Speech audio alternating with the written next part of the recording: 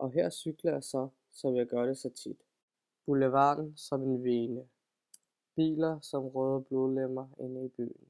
Cyklister som ringer hinanden. Råber.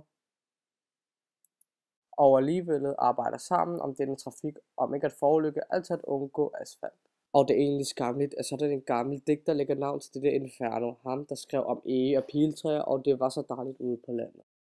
Det er det, jeg tænker, da et ukendt nummer ringer i min lomme, og jeg tager den og begår en ulovlighed midt i den kollektive trafik, hvor der nu lyder en stemme, et tak for sidst, som jeg ikke kan placere. Før det er på vej ud over kantstenen, går det op for mig, at det er ham, Skydebanegade himself. Jeg retter op og rammer nogens baghjul og siger hej, hvad ved du, hvorfor i alverden? Det viser sig, at du bare vil invitere dig selv på noget champagne hjemme hos mig. Du vil egentlig gerne møde mig ordentligt, men jeg skal vide, at du engang har været indlagt på den lukkede, det vil du gerne lige have på det rene.